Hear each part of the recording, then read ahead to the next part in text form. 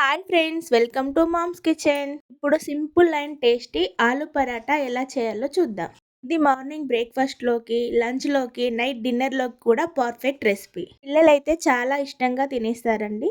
దీనికోసం ఒక కప్పు గోధుమ పిండి తీసుకున్నాను. కొద్దిగా మెంతి కూడా వేసుకున్నాను. రుచికి సరిపడా ఉప్పు వేసుకొని కొద్ది కొద్దిగా వాటర్ వేసుకుంటూ పిండిని మెత్తగా ఒత్తుకోవాలి.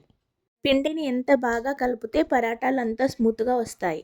పిండిని మెత్తని ముద్దలా చేసుకొని 10 నిమిషాలు పక్కన పెట్టుకోవాలి. నేను ఆలు స్టఫ్ కోసం 4 ఆలుగడ్డల్ని ఉడకబెట్టి తీసుకున్నాను. దీన్ని స్మాషర్తో స్మాష్ చేసుకోవాలి. ఇప్పుడు ఇందులోకి ఒక స్పూన్ కారం, రుచికి సరిపడా ఉప్పు, కొద్దిగా ధనియాల పొడి, జీలకర్ర పొడి కూడా వేసుకొని ఇవన్నీ మిక్స్ చేసుకోవాలి. ఈ ఆలు స్టఫ్ని బాగా మిక్స్ చేసుకొని పక్కన పెట్టుకోవాలి. కొద్దిగా పిండి ముద్దను తీసుకొని ఇలా ఒత్తుకోవాలి. వీడియోలో చూపిస్తున్న విధంగా ముందుగా చేసి పెట్టుకున్న ఆలు స్టఫ్ని ఇందులో పెట్టుకొని క్లోజ్ చేసుకొని మళ్ళీ ఫ్లాట్గా చేసుకోవాలి. ఇదే ప్రాసెస్లో అన్ని ఆలు పరాటాలను చేసి పక్కన పెట్టుకోవాలి.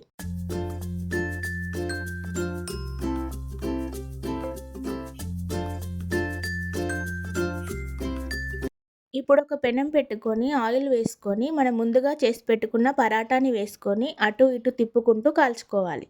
ఎంతో టేస్టీగా ఉండే ఆలు పరాటా ఇలా సింపుల్గా చేసుకోవచ్చు. ఈ రెసిపీ కనుక మీకు నచ్చినట్లయితే do like, share and subscribe my channel. Thanks for watching.